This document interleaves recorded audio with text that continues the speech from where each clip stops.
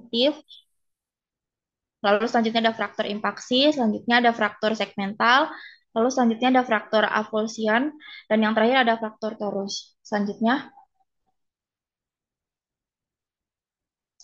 nah, jadi yang selanjutnya ada etiologi fraktur. Menurut Smeltzer dan Baer 2013, fraktur disebabkan oleh pukulan langsung, gerakan memutar mendadak, gaya meremuk, dan kontraksi otot yang ekstrim. Fraktur dapat mempengaruhi jaringan sekitarnya yang akan mengakibatkan edema jaringan lunak, ruptur tendon, diskolasi sendi, perdarahan, kerusakan saraf, dan pembuluh darah. Fraktur atau gerakan segmen tulang dapat menyebabkan organ tubuh mengalami cedera.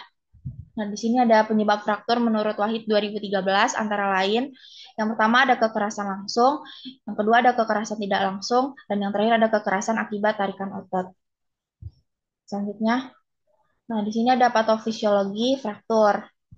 Jadi ini ada pathway-nya bisa dibaca ya teman-teman. Singkatnya itu hal yang dapat menyebabkan terjadinya patah pada tulang bermacam-macam, antara lain trauma langsung dan tidak langsung, akibat keadaan patologi serta secara spontan. Trauma langsung menyebabkan tekanan langsung pada tulang dan terjadi fraktur pada daerah tekanan. Trauma tidak langsung terjadi apabila trauma dihantarkan ke daerah yang lebih jauh dari daerah fraktur. Pada keadaan ini biasanya jaringan lunak tetap utuh. Selanjutnya, uh, lalu selanjutnya ada manifestasi klinis. Yang pertama itu nyeri. Nah, nyeri dirasakan langsung dirasakan langsung setelah terjadi trauma. Hal ini dikarenakan adanya spasme otot, tekanan dari patahan tulang atau kerusakan jaringan sekitarnya. Yang kedua ada edema dan memar, pembengkakan dan perubahan warna lokal pada kulit terjadi sebagai akibat trauma dan perdarahan yang mengikut fraktur. Yang ketiga ada kreptus, merupakan rasa gemertak yang terjadi pada bagian-bagian tulang yang saat diperiksa secara palpasi akan teraba adanya krepitasi yang terjadi akibat gesekan antara fragmen satu dengan yang lainnya. Yang keempat ada deformitas, abnormalnya posisi dari tulang sebagai hasil dari kecelakaan atau trauma dan pergerakan otot yang mendorong fragmen tulang ke posisi abnormal akan menyebabkan tulang kehilangan bentuk normalnya. Yang terakhir ada shock hipovolemik. Trauma dapat merobek arteri yang berdekatan dan menyebabkan perdarahan. Selanjutnya, ada penata laksanaan medis. Yang pertama ada pengobatan atau terapi medis, jadi obat-obat relaksan. Yang kedua ada pemberian obat antiinflamasi. Yang tiga ada fisioterapi dan bed rest. Yang keempat ada obat-obat narkose jika diperlukan. Yang B ada konservatif. Yang pertama ada proteksi. Kedua ada reduksi tertutup. Yang tiga reduksi terbuka ya harusnya. Yang keempat ada imobilisasi eksternal. Yang C ada pembedahan. Yang pertama reduksi tertutup dengan fiksasi eksternal. Yang kedua reduksi terbuka dengan fiksasi internal atau fiksasi eksternal tulang, yaitu yang pertama ada ORIF atau Open Reduction Internal Fixation. Yang kedua ada OREF atau Open Reduction External Fixation. Selanjutnya, di sini ada pemeriksaan yang dilakukan pada fraktur. Yang pertama ada pemeriksaan penunjang, antara lain ada X-ray, scan tulang, arteriogram atau hitung darah lengkap, kreatinin, dan profil koagulasi.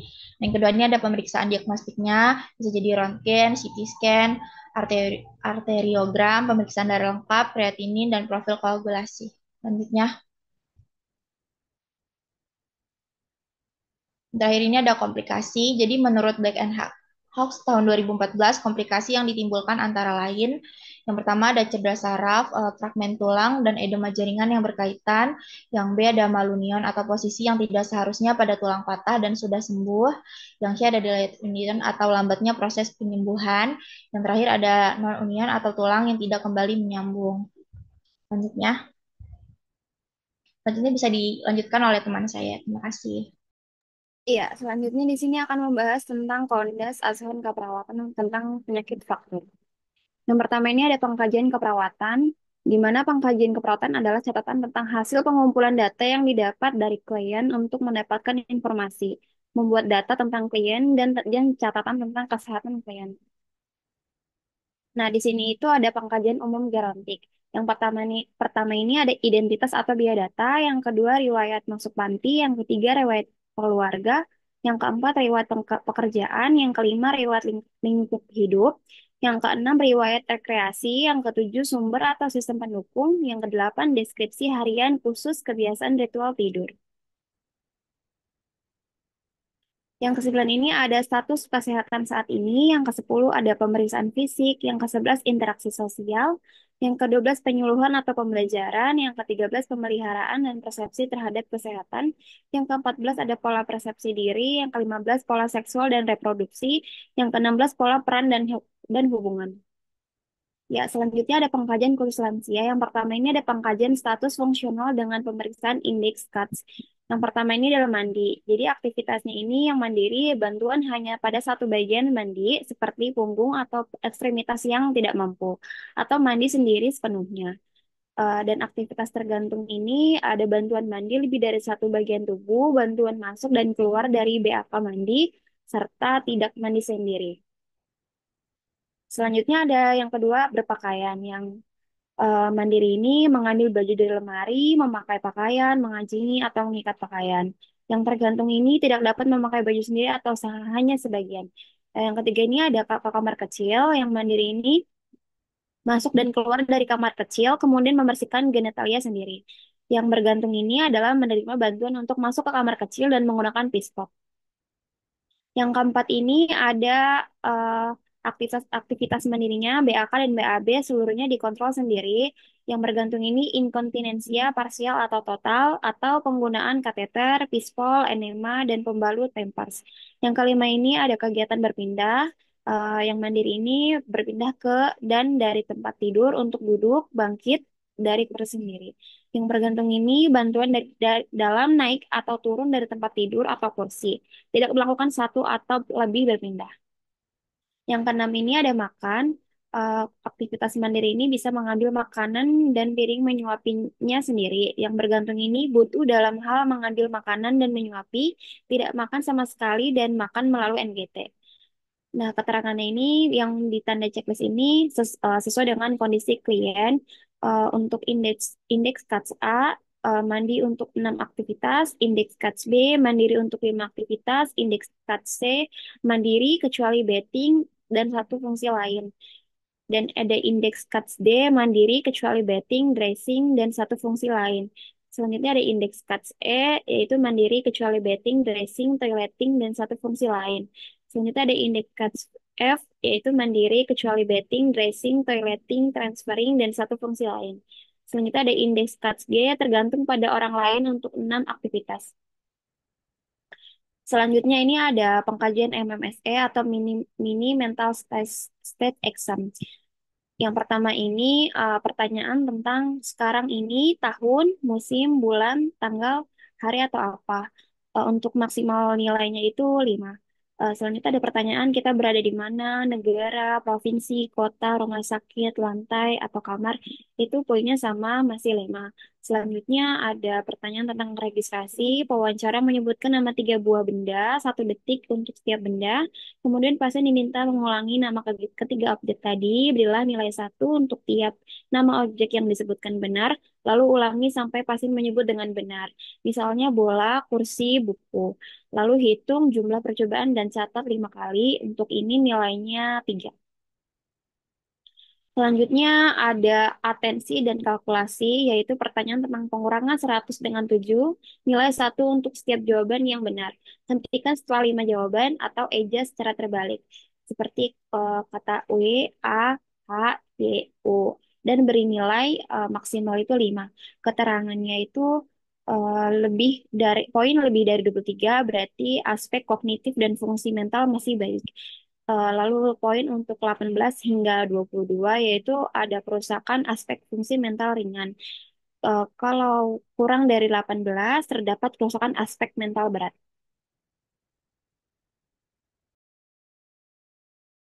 Ya, selanjutnya ada Morse Scale atau skala jatuh. Jadi pengkajian ini bisa ditanyakan riwayat jatuh, apakah lansia pernah jatuh dalam 3 bulan terakhir. Eh, Kemudian diagnosa sekundernya, apakah lansia memiliki lebih dari satu penyakit. Kemudian alat bantu, bed rest, ada kruk, kemudian juga ada bepergangan pada benda-benda di sekitar. Dengan nilainya yang ada di samping ya teman-teman. Next.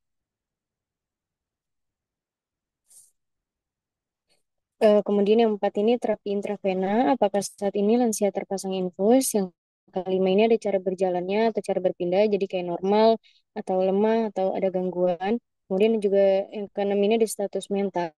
Lansia menyadari kondisi dirinya dan lansia mengalami keterbatasan daya ingat. Next. Nah, keterangan ini kalau misal tingkatan risikonya tidak beresiko, jadi nilainya 0 sampai 24, tindakannya perawatan dasar. Kemudian kalau risiko rendah, nilainya 25 sampai 50, tindakannya pelaksanaan intervensi pencegahan jatuh standar. Dan risiko tinggi ini nilainya lebih dari 51, pelaksanaan intervensi pencegahan jatuh risiko tinggi. Next. Nah, di sini ada diagnosa keperawatannya. Yang pertama ini ada nyeri akut berhubungan dengan agen pencedera fisik ditandai dengan pasien mengeluh nyeri. Kemudian ada yang kedua ada resiko shock dengan berhubungan kekurangan volume cairan. Yang ketiga ini ada gangguan mobilitas fisik berhubungan dengan kerusakan struktur integritas tulang ditandai dengan sulit menggerakkan ekstremitas. Kemudian ada gangguan integritas kulit atau jaringan berhubungan dengan faktor mekanis. Dan yang terakhir ini ada risiko perfusi perifer tidak efektif berhubungan dengan penurunan aliran darah arteri atau vena. Next. Di sini juga ada perencanaan keperawatannya. Nyeri akut ini ekspektasinya tidak tingkat nyeri menurun dengan kriteria hasil keluhan nyeri cukup menurun, dan intervensi manajemen nyeri, ada observasi, terapeutik, dan edukasi bisa dilihat aja teman-teman untuk mempersingkat waktu. Kemudian di sini yang kedua ini ada resiko shock berhubungan dengan kekurangan volume cairan dengan ekspektasi tingkat shock menurun, kriteria hasilnya akral dingin cukup menurun, intervensinya pencegahan shock, ada observasi di next. Terapeutik, edukasi, dan kolaborasi. Yang ketiga ini ada gangguan mobilitas fisik berhubungan dengan kerusakan struktur integritas tulang, ekspektasi mobilitas fisik meningkat, kriteria hasilnya gerakan terbatas cukup menurun, dan intervensinya dukungan mobilisasi. Ada observasi, terapeutik, next, dan edukasi. Di sini juga ada gangguan integritas kulit, jaringan berhubungan dengan faktor mekanis, ekspektasinya integritas kulit dan jaringan meningkat dengan kriteria hasil kerusakan jaringan menurun. Intervensinya perawatan luka, ada observasi, terapeutik, edukasi, dan kolaborasi. Next. Dan yang terakhir ini ada perfusi perifer tidak efektif berhubungan dengan aliran darah arteri atau vena. Ekspektasinya perfusi perifer meningkat dengan kriteria hasil denyut nadi perifer cukup meningkat. Intervensinya perawatan sirkulasi, ada observasi, terapeutik, dan edukasi. Next. Nah, yang ketiga ini ada asuhan keperawatan fraktur. Next. Kasus fiktifnya ini Nyonya E berumur 69 tahun datang ke rumah sakit pada tanggal 15 Agustus 2024 dengan keluhan nyeri pada paha bagian kanan. Pasien mengatakan mengalami tabrakan pada saat dibonceng oleh keluarganya. Pasien didiagnosa fraktur femur dekstra setelah dironsen di ruangan radiologi. Pasien mengeluh sulit bergerak karena keadaan kakinya yang fraktur. Pasien tidak bisa beraktivitas normal seperti biasanya karena fraktur tersebut. Pasien mengatakan belum bisa menapakkan telapak kaki kanannya. Pasien mengatakan kesulitan berpindah dari duduk ke berdiri. Nah, ditemukan tanda-tanda vitalnya tekanan darah 130/80, nadinya 80, pernafasannya 20, suhunya ini 36,5 derajat. Didapatkan hasil pemeriksaan diagnostik leukositnya 9,66, eritrositnya 3,47, hemoglobinnya 9,8, dan hematokritnya 29,4. Next. Ya, bisa Selanjutnya, dilanjutkan oleh teman saya. selanjutnya ada pengkajian keperawatan, biodata pasien, nama pasien Nyonya E, tanggal lahir 5 Juni 1995, suku atau bangsanya Jawa atau Indonesia, Islam, pendidikan SD, pekerjaan ibu rumah tangga, alamat Perumahan Bumi Pertiwi Hijau, diagnosa medisnya fraktur femur dekstra, sumber informasinya dari klien dan keluarga. Selanjutnya, selanjutnya ada nama Nyonya E, Tanggal masuk rumah sakit 15 Agustus 2024. Tanggal pengkajiannya 16 Agustus 2024. Keluhan utamanya pasien mengeluh nyeri pada paha sebelah kanan sehingga susah untuk melakukan aktivitas. Terus riwayat penyakit sekarang, pasien mengatakan mengalami tabrakan dan langsung dibawa ke IGD pada tanggal 15 Agustus 2024. Di IGD, pasien mendapat perawatan dan dilakukan ronsen. Kemudian pasien dibawa ke ruang IGD untuk dilakukan operasi. Riwayat penyakit dahulu, pasien tidak pernah dirawat di rumah sakit sebelumnya. Terus riwayat penyakit keluarga, keluarga mengatakan tidak ada riwayat penyakit diabetes mellitus dalam keluarga. Selanjutnya ada pemeriksaan fisik, kepala simetris, kepala bersih, penyebaran rambut merata, warna rambut hitam mulai beruban dan tidak ada kelainan, mata sklera putih, konjungtiva anemis, palpebra tidak ada edema, refleks cahaya, pupil isokor, hidung, pernafasan cuping hidung tidak ada, posisi septum nasal simetris, lubang hidung bersih, tidak ada penurunan ketajaman, penciuman, dan tidak ada kelainan. Terus yang rongga mulut dan lidah, warna bibir merah muda, lidah warna merah muda, mukosa lembab, ukuran tonsil normal, letak uvula simetris di tengah. Terus keadaan umumnya sedang, kesadarannya komposmentis, GCS-nya E4, M6, V5, TTV-nya tekanan darah 130/80, nadi 80 kali per menit, pernafasan 20 kali per menit, suhu 36,5. Terus pemeriksaan PKRST, P-nya fraktur pada kaki kanan, Q seperti tertusuk, R paha kanan, S skalanya 5, T-nya hilang timbul. Selanjutnya ada apa pemeriksaan toraks. Keluhan, pasien tidak ada keluhan sesak nafas, nyeri waktu bernafas dan batuk. Terus yang infeksi, bentuk dada simetris, frekuensi nafas 20 kali per menit, irama nafas teratur, pernafasan kuping hidung tidak ada, penggunaan otot bantu nafas tidak ada, pasien tidak menggunakan alat bantu nafas. Palpasi vokal fremitus traba di seluruh lapang paru, ekspansi paru simetris, pengembangan nafas di paru kanan dan kiri, tidak ada kelainan, perkusi sonor, batas paru hepar, ICS 5 dekstra, yang auskultasi, suara nafas vesikuler, dan tidak ada suara nafas tambahan. Yang jantung bisa dilihat ya teman-teman. Selanjutnya ada sistem pencernaan dan status nutrisi, berat badan 65, tinggi badan 150, asupan makan tidak berkurang, BAB 2 hari sekali, konsistensi lunak. Ya, selanjutnya diet, frekuensi makan 3 kali sehari, nafsu makan baik, porsi makan dihabiskan. Yang abdomen bisa dilihat ya teman-teman.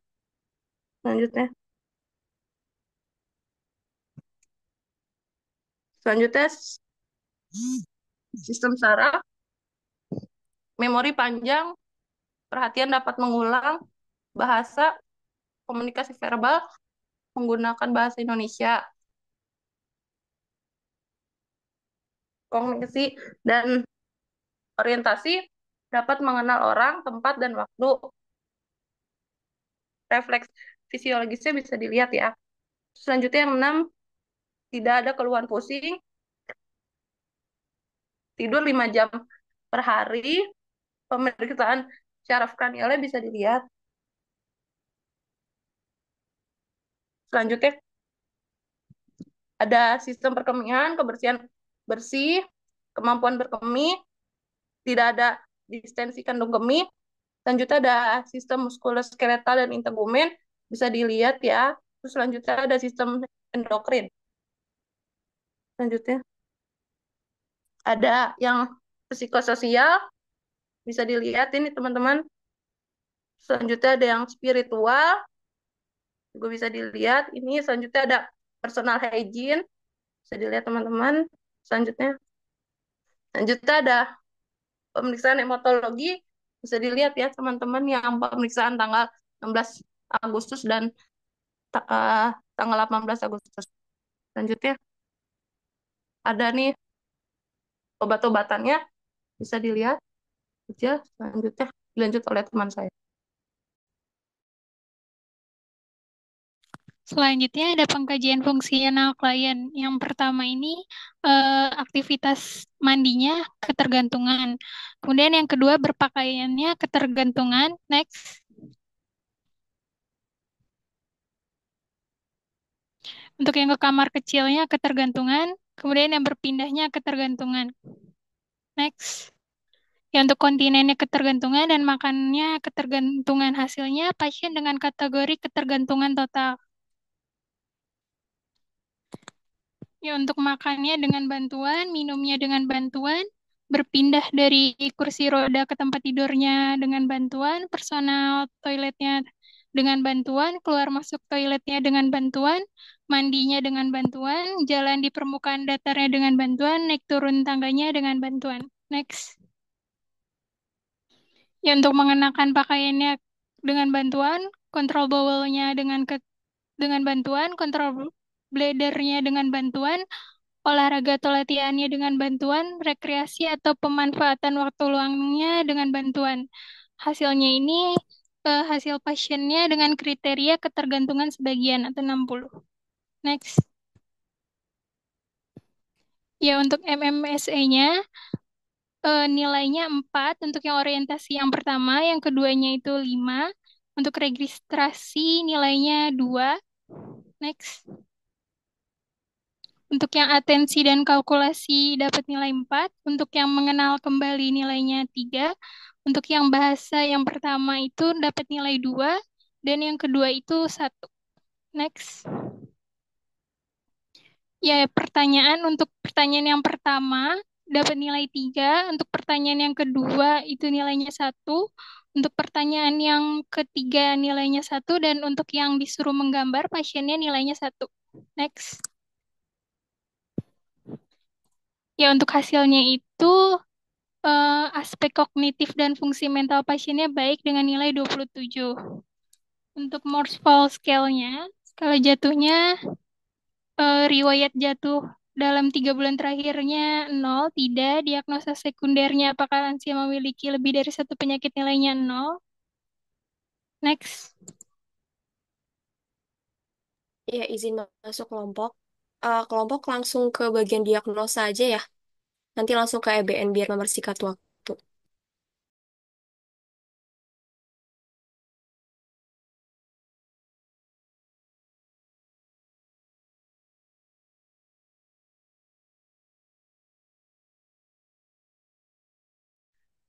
Iya, di sini ada diagnosa keperawatannya. Yang pertama itu diagnosa dengan nyeri akut berhubungan dengan agen pencedera fisik. DD-nya wajah pasien tampak meringis dan pasien mengeluh nyeri pada kaki kanan dengan skala nyeri 5. Untuk tanggal ditemukannya 16 Agustus dan tanggal teratasinya 18 Agustus. Yang kedua itu gangguan mobilitas fisik, BD-nya gangguan muskuloskeletal, DD pasien mengeluh sulit menggerakkan ekstremitas, kekuatan otot menurun, dan rentang gerak ROM-nya menurun. Tanggal ditemukannya 16 Agustus dan tanggal teratasinya 18 Agustus. Lalu yang ketiga itu defisit perawatan diri, BD-nya kelemahan, DD pasien tidak mampu mandi, menggunakan pakaian, makan, jalan ke toilet, dan berias secara mandiri dan minat untuk melakukan perawatan diri kurang. Di tanggal ditemukannya 16 Agustus dan tanggal teratasinya 18 Agustus.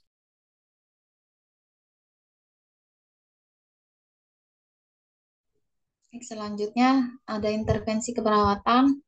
Diagnosanya yang pertama, nyeri akut berhubungan dengan agen pencedera fisik yang dibuktikan dengan pasien mengeluh nyeri pada kaki kanannya, bagian paha, nyerinya seperti ditusuk dengan skala nyeri 5, dan nyeri yang dirasa hilang timbul dengan durasi nyeri 1 sampai 2 menit. Wajah pasien terlihat meringis. Tujuan dan kriteria hasilnya, setelah dilakukan tindakan keperawatan selama 3 kali 24 jam, nyeri menurun dengan kriteria nyeri terkontrol meningkat, kemampuan mengenali onset nyeri meningkat, kemampuan menggunakan teknik non-farmakologis meningkat, keluhan nyeri penggunaan analgesik menurun, meringis menurun, frekuensi nadi membaik, pola napas membaik, tekanan darah membaik. Intervensinya ada manajemen nyeri, bisa dilihat sendiri ya. Selanjutnya,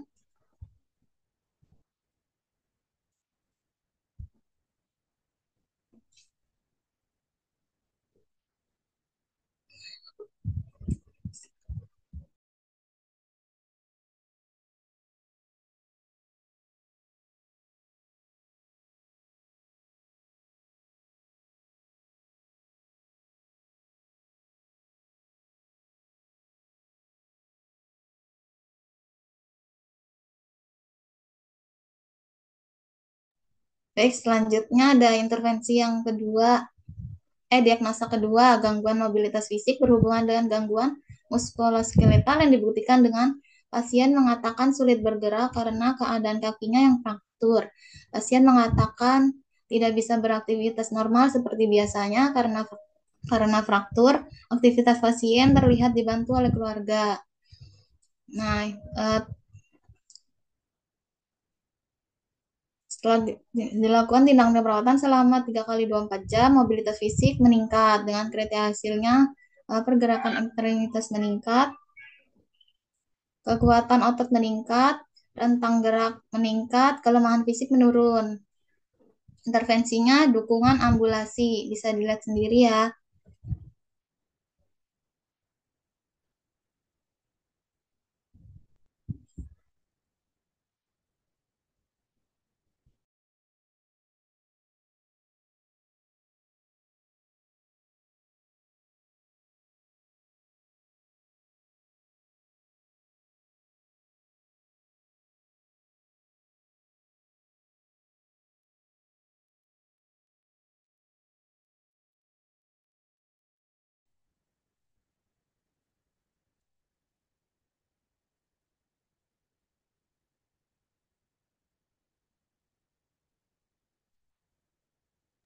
Ya, kelompok bisa dilanjut ya.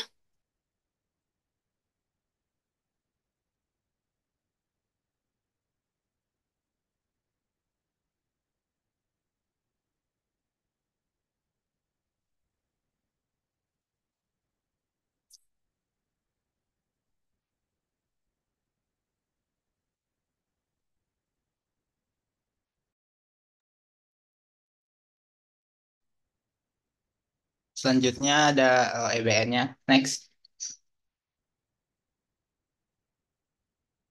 Nah, di sini ada yang pertama ada pertanyaan klinisnya, yaitu kelompok mengambil pertanyaan, yaitu bagaimana efektivitas teknik distraksi musik klasik untuk mengurangi nyeri pada pasien postoperasi fraktur. Nah, untuk analisis PICO-nya, yaitu yang P-nya itu pasien postoperasi fraktur, I-nya intervensinya itu musik klasik, C-nya itu tidak diberikan teknik distraksi musik klasik, dan outcome-nya itu teknik distraksi musik klasik terhadap pasien postoperasi fraktur dapat mengurangi nyeri. Kemudian yang kedua yaitu mencari bukti internal dan bukti eksternal. Nah, dari bukti eksternal kami mengambil jurnal yang pertama, yaitu efektivitas terapi musik Mozart terhadap penurunan intensitas nyeri pada pasien postoperasi fraktur.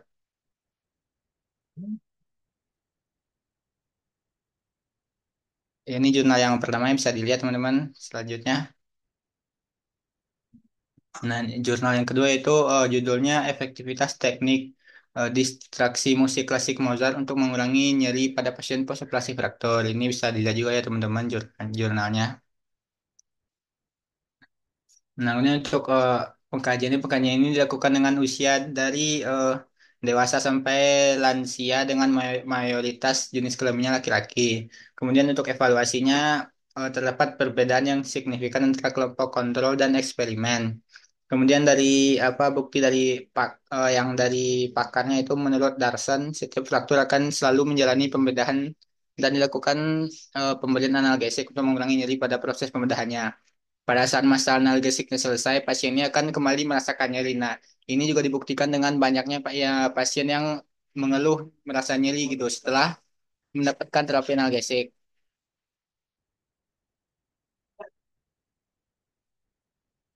Nah, kemudian yang ketiga ada yaitu melakukan penilaian atau critical appraisal. Nah, ini ada beberapa komponen penilaiannya yaitu meliputi pendahuluan, title, kemudian abstrak, latar belakang, dan tinjauan. Ini di jurnal yang pertama itu ada semua komponennya. Selanjutnya.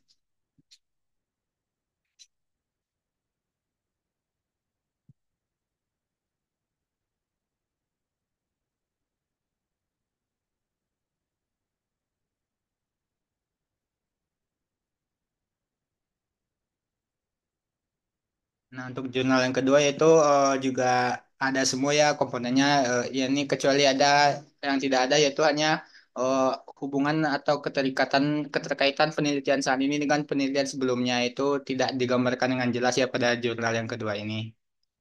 Next. Nah, yang kemudian juga eh, ini juga ada semua ya yaitu tujuannya, variabel, metodologi dan strateginya udah lengkap semua. Berikutnya. Nah, yang kemudian langkah yang keempat ada yaitu mengintegrasikan bukti. Nah, setelah melakukan pencarian terhadap bukti-bukti tadi, nah kemudian melakukan critical appraisal yang sudah dibuat, kemudian melakukan tahap implementasi atau mengintegrasikan intervensi dengan pertanyaan klinis tadi atau PICO-nya tadi. Nah, berdasarkan penelitian pada pasien fraktur dengan kelompok usia dari dewasa sampai lansia serta mayoritasnya itu laki-laki. Pasien yang dikaji ini mengeluh masih merasakan nyeri meskipun sudah diberikan analgesik. Nah, kemudian tahapan yang kelima ada evaluasi dari tahapan EBN yang telah kita lakukan, yaitu yang pertama, apakah Anda mengajukan atau merumuskan pertanyaan yang dapat dijawab dengan baik menggunakan PICO? Nah, iya, kami mengajukan uh, pertanyaan berdasarkan PICO yang telah dibuat agar referensi artikel jurnal dapat dicari dengan mudah. Kemudian yang kedua ada, apakah Anda menelusuri bukti pada sumber yang tepat dan dengan cara yang benar? Jawabannya itu ya, kami telah menelusuri bukti-bukti yang melalui database dan website jurnal nasional yang telah direkomendasikan. Kemudian yang ketiga, apakah Anda kritis dalam menilai literatur? Ya, kami kritis yaitu agar mudah mencari jurnal yang kami inginkan sesuai dengan pertanyaan yang telah dirumuskan tadi. Kemudian yang keempat itu apakah Anda mengintegrasikan bukti berbasis penelitian dengan pengalaman keahlian klinis staf sesuai dengan preferensi pasien dan mengimplementasikan ke dalam praktik di lapangan. Nah, ini tidak ya, karena kami belum mengimplementasikan ke dalam praktik lapangan atau bertemu dengan pasien. Karena ini baru berdasarkan hasil dari penelitian orang lain atau jurnal orang lain gitu. Selanjutnya, ya baik saya kembalikan ke moderator.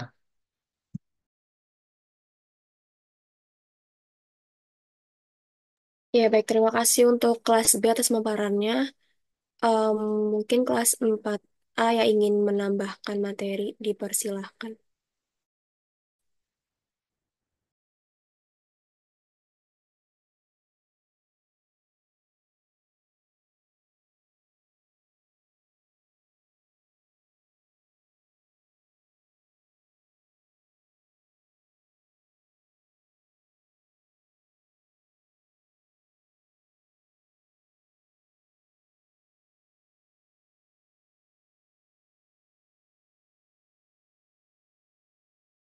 Baik, izin masuk.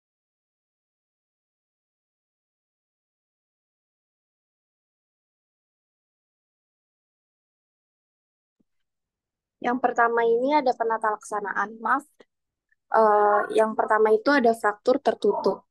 Yang pertama itu informasikan pasien mengenai metode pengontrolan edema dan nyeri yang tepat. Misalnya meninggikan ekstremitas tinggi jantung menggunakan analgesik sesuai resep.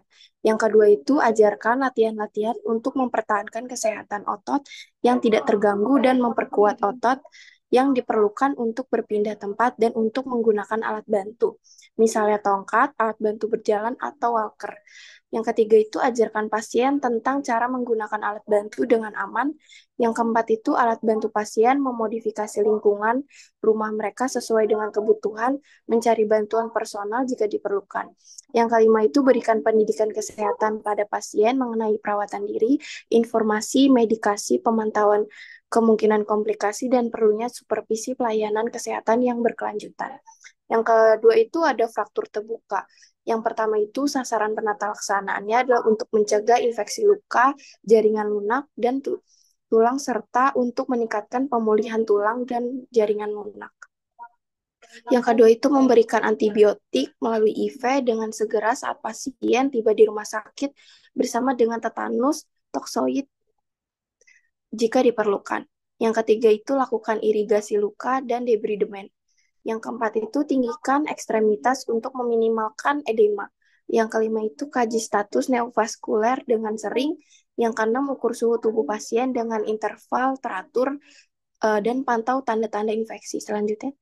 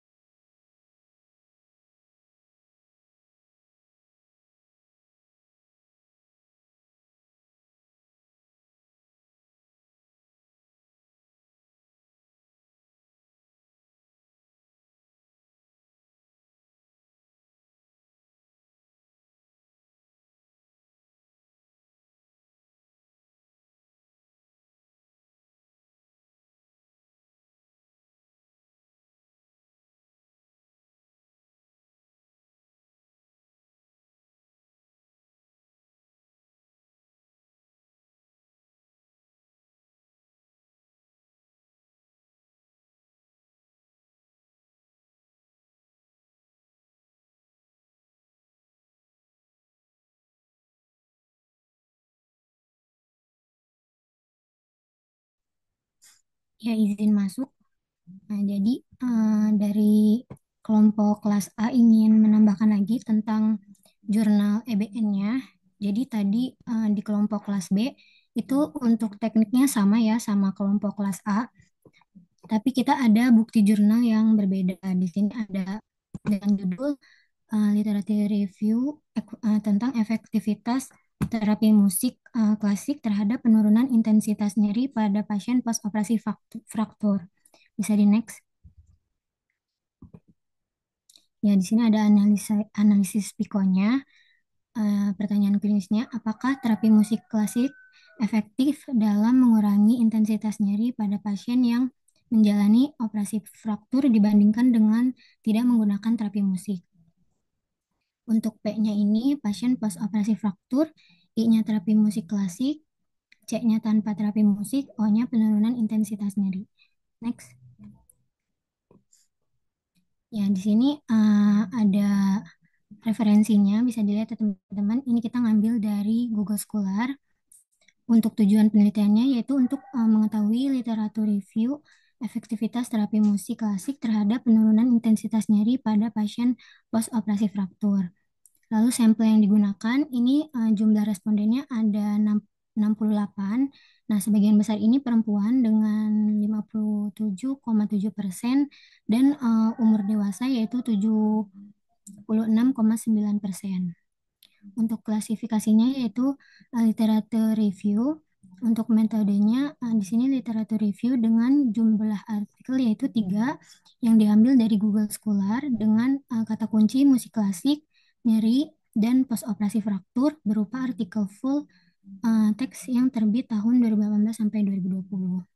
Lalu hasilnya di sini secara keseluruhan rata-rata nyeri sebelum terapi dan dari ketiga artikel adalah 6,03 dengan dan setelah terapi menjadi 3,2 dengan p-value 0,000 yang menunjukkan penurunan signifikan dalam intensitas nyeri.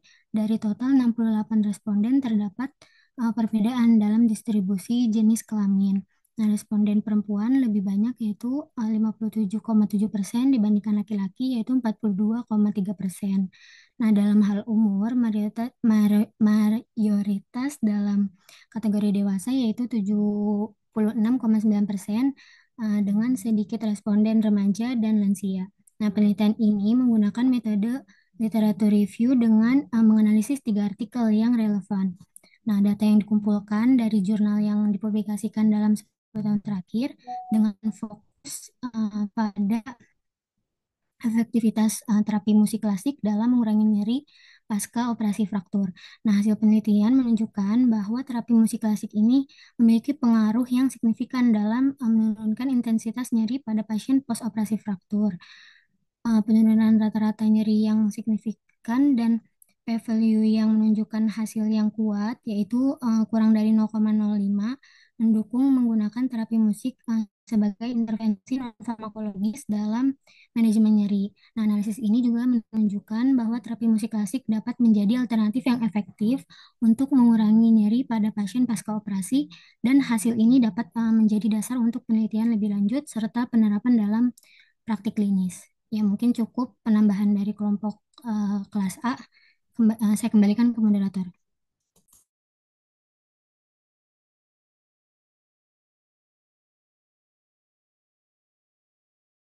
Ya, baik, terima kasih untuk kelompok dari kelas A. Jika ada penambahan, dipersilahkan ya.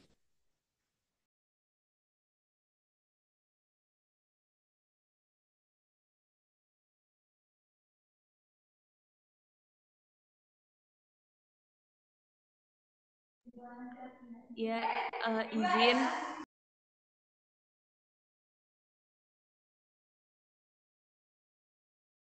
Izin moderator. Ya, dipersilahkan Nashwa.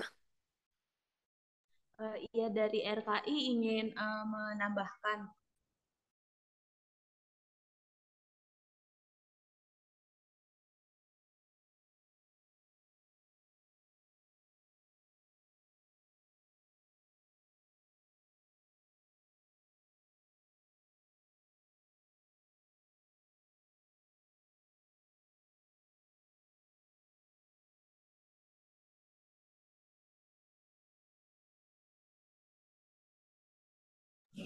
Iya, izin masuk moderator. Izin dari kelas RKI ingin menambahkan dari EBM-nya juga seperti kelas A tadi. Di sini kita ada jurnalnya ada dua. Yang pertama jurnal bisa di next. Nah, di sini itu kita mengambil jurnal yang berjudulnya Penerapan Teknik Relaksasi Nafas Dalam terhadap Penurunan Intensitas Nyeri pada Pasien Fraktur Tertutup Ekstremitas di IGD RSUD Salatiga. Sumbernya dari Google Scholar. Di sini ada Pico. Yang pertama P-nya itu ada pasien fraktur tertutup ekstremitas. Ini itu penerapan teknik relaksasi nafas dalam. Untuk C-nya itu tidak ada atau perbandingannya. Untuk O-nya itu adalah penurunan intensitas nyeri. Dari kelompok juga menganalisa jurnalnya. Pertama dari judulnya seperti yang sudah saya sebutkan tadi. Dan tujuan dari penelitian ini yaitu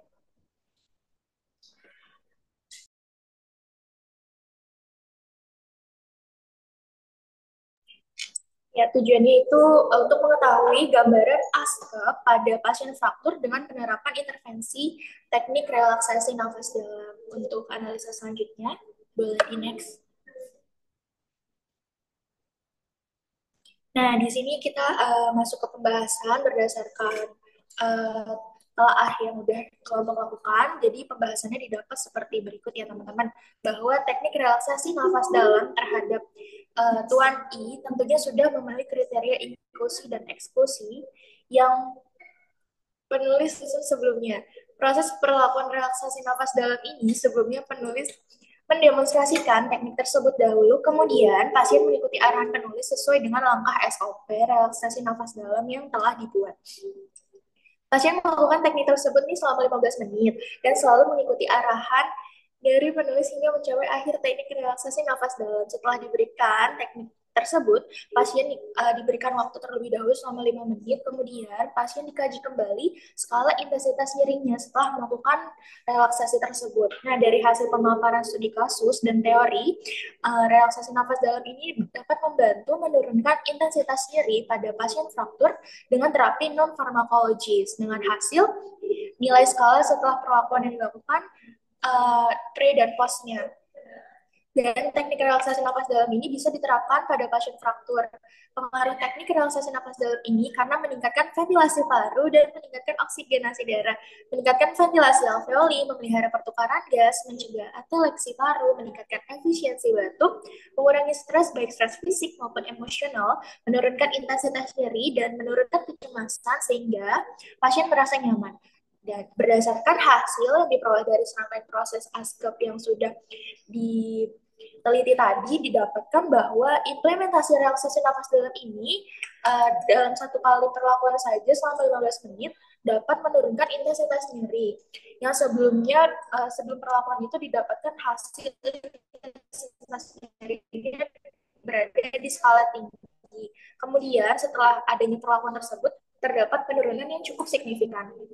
Nyeri yang dirasakan pada pasien mengalami fraktur tertutup tersebut atau tuan I cenderung dapat dikontrol atau diturunkan dengan melakukan relaksasi. Salah satunya yaitu relaksasi nafas dalam. Teknik relaksasi nafas dalam ini merupakan suatu bentuk ASCEP, yang mana tuh dalam hal ini perawat mengajarkan kepada klien bagaimana cara melakukan nafas dalam, nafas lambat, dan bagaimana menghembuskan nafas secara perlahan. Itu adalah analisa jurnal dari kelompok yang jurnal 1. Selanjutnya ada jurnal kedua akan dilanjutkan oleh teman saya.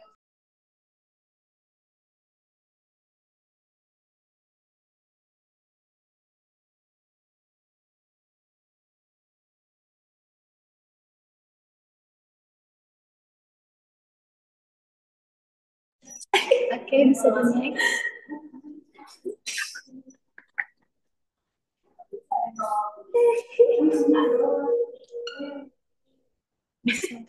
next.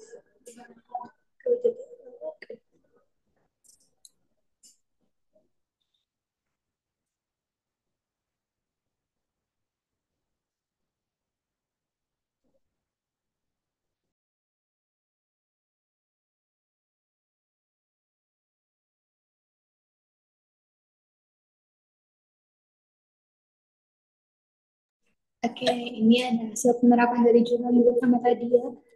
Hasilnya jadinya penerapan implementasi teknik relaksasi nafas dalam ini dilakukan di IGD RSUD Salatiga pada 9 Juni 2024 pada satu pasien kelolaan yang mengalami fraktur. Skala intensitas nyerinya sebelum perlakuan yaitu 6 dan intensitas nyeri setelah perlakuan yaitu 4. Artinya menunjukkan bahwa ada penurunan intensitas nyeri setelah diberikan teknik relaksasi nafas dalam. Next.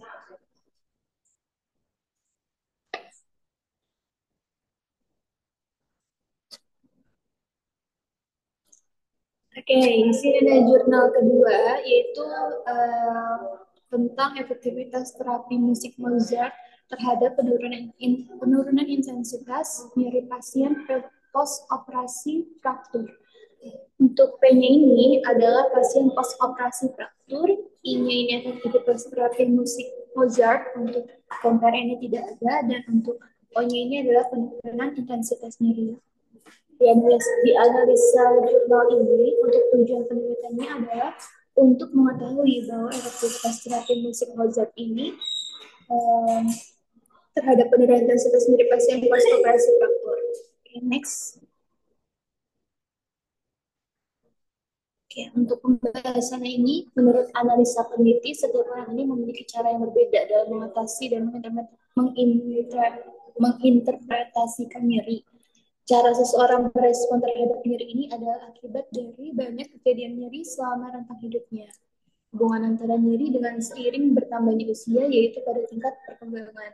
Orang dewasa akan mengalami perubahan neurofisiologis dan mungkin mengalami penurunan persepsi sensoriknya untuk sensori stimulus ini, serta peningkatan ambang nyeri. Terapi musik merupakan salah satu penata laksana nyeri dengan metode non-farmakologis. Terapi musik ini mampu mempengaruhi persepsi dengan cara mendistraksi, yaitu pengalihan pikiran dari nyeri Musik dapat mengalihkan konsentrasi klien pada hal-hal yang menyenangkan. Selain itu, penggunaan musik untuk relaksasi dapat mempercepat penyembuhan, meningkatkan fungsi mental, dan menciptakan rasa sejahtera. Terapi musik ini juga dapat mempengaruhi fungsi-fungsi dari fisiologis, seperti respirasi, denyut jantung, dan tekanan darah. Musik juga dapat bisa menurunkan kadar hormon kortisol yang dapat meningkat pada saat stres. Musik juga merangsang pelepasan hormon endorfin, hormon tubuh yang memberikan perasaan senang yang berperan dalam penurunan nyeri. Terapi musik ini bisa menjadi distraksi dari nyeri seseorang dan mengurangi efek samping analgesik. Terapi musik juga bisa menurunkan kecemasan, gejala depresi, meningkatkan motivasi, sehingga berkontribusi meningkatkan kualitas hidup pasien. Nah, jenis musik relaksasi dan distraksi yang dapat dijadikan alternatif ini adalah musik klasik Mozart. Hal ini sejalan dengan penelitian Jamal tentang pengaruh terapi musik terhadap skala nyeri pada pasien fraktur bahwa terapi musik ini biasa digunakan sebagai terapi komplementer pada pasien fraktur. Penurunan nyeri ini dapat membantu penyembuhan kondisi umum. Dan keefektifan terapi musik tersebut menunjukkan bahwa terapi musik dapat dijadikan sebagai terapi non-farmakologis sebagai tindakan perawat dalam mengatasi nyeri. Perawat dapat menggunakan musik dengan kreatif di berbagai situasi klinik. Pasien umumnya lebih menyukai melakukan suatu kegiatan memainkan alat musik, menyanyikan lagu, atau bisa juga mendengarkan lagu. Next. Dari hasil penerapan jurnal ini, yaitu hasil analisis uji statistik non-parametrik dengan menggunakan Wilcoxon dengan tingkat kepercayaan 95%, dengan alfa ini 0,05, diperoleh nilai p-value-nya adalah 0,001. Dengan demikian, p-value-nya ini lebih besar. Jadi si alfanya ini 0,001 ini lebih besar daripada 0,005. 0,05. Sehingga dapat disimpulkan bahwa terapi Mozart efektif dalam penurunan intensitas nyeri pasien post-operasi fraktur. Disarankan kepada responden untuk dapat menerapkan terapi Mozart sebagai alternatif untuk meminimalkan nyeri tidak hanya di rumah sakit, melainkan di rumah saat sudah keluar dari rumah sakit. Next. Oke, sudah cukup dari kelas FKI. Kembalikan ke moderator. Ya, terima kasih untuk kelas EK yang sudah menambahkan materi. Selanjutnya untuk kelompok, jika ada pertanyaan boleh di raise hand atau melalui room chat ya. Terima kasih.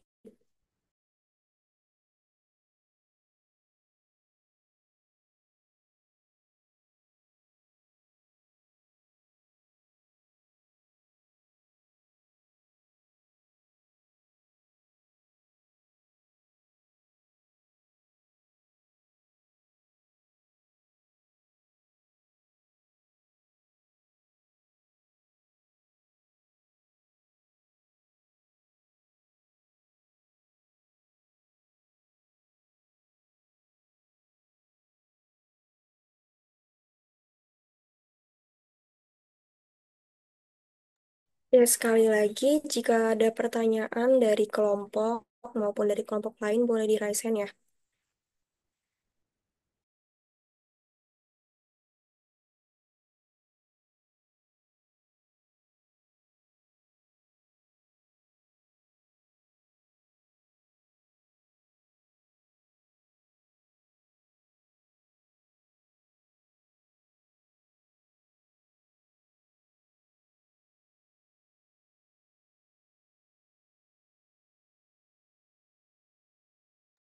Baik, seperti tidak ada pertanyaan lagi, mungkin cukup sekian presentasi pada hari ini. Selanjutnya diserahkan kepada Ibu Siti Badriah. Untuk Ibu Siti Badriah dipersilahkan.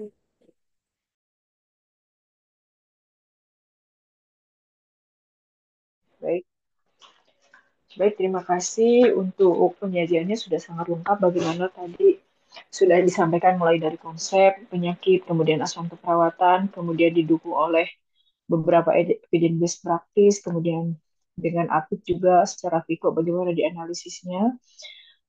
Ibu berharap bahwa temuan ini bisa memperkaya pemahaman teman-teman pada saat eh, nanti bertemu dengan pasien dengan kasus yang sama. Tadi sudah dari mulai pengkajian juga bagaimana konsep-konsep biorontiknya sudah masuk, mulai dari penilaian fungsional, kemudian kognitif gitu kan, sampai dengan risiko-risiko yang mungkin terjadi pada masalah kesehatan dengan fraktur. Selanjutnya, mudah-mudahan dari pengalaman ini ya, tadi bisa sangat ketika IBN-nya keluar, kemudian jurnalnya juga ditampilkan di dalam paparan, teman-teman sudah tidak ragu lagi dalam mengimplementasikan. Namun ada hal-hal yang tadi bisa di-highlight bahwa pada lansia itu berbeda pendekatannya dengan pada orang dewasa.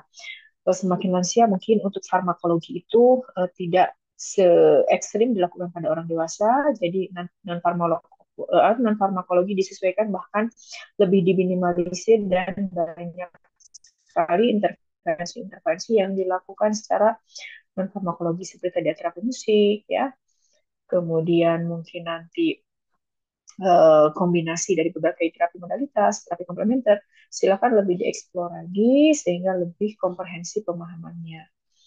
Itu barangkali tolong kelompok yang tidak mengerjakan PR ini, ya, tugas ini, juga bisa mendapatkan pemahaman yang sama, baik dari hari ini menjadi audien yang mendengarkan maupun nanti juga sama-sama membaca dan menelaah. Siapa tahu dari kelompok lain bisa mendapatkan pemahaman baru, informasi baru sehingga akan lebih melengkapi dari tugas pada tiga kelompok yang disajikan tadi. Itu saja barangkali dari Ibu. Terima kasih sekali lagi, luar biasa. Semua tugas dikerjakan secara apik dan mudah-mudahan harapannya juga nanti bisa diimplementasikan pada saat bertemu dengan kasus yang sama.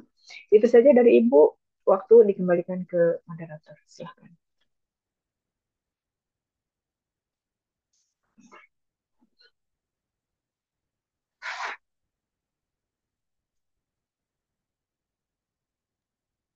Ini sudah ditutup? Iya, izin Ibu sudah 3 kelompok juga Oke. memaparkan. Ya. Baik, kalau tidak ada pertanyaan lagi, mungkin kita cukupkan sampai di sini. Terima kasih atas perhatiannya. Ya, kita tutup pertemuan ini. Assalamualaikum warahmatullahi wabarakatuh. Waalaikumsalam. Waalaikumsalam warahmatullahi Izin wabarakatuh. screenshot dulu ya, Ibu. Oh ya, Ya. ini apa harus itu raise hand juga? Iya, Lagi? Ibu. Raise hand juga. Untuk kelas A boleh on cam ya, sama raise hand. Ya, silakan.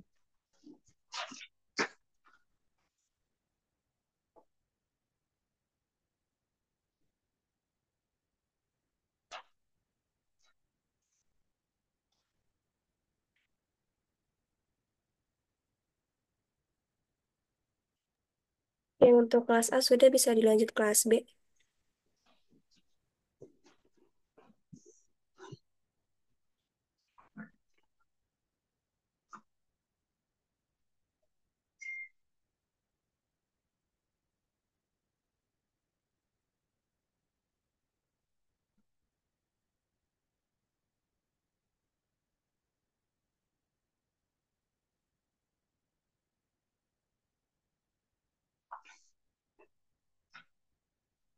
Izin buat ya Wisma Linda bisa di lower hand.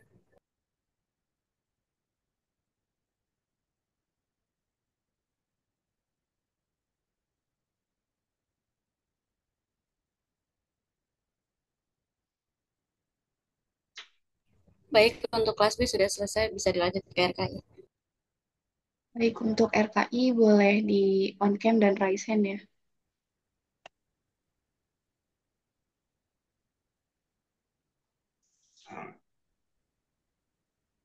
Slide 1.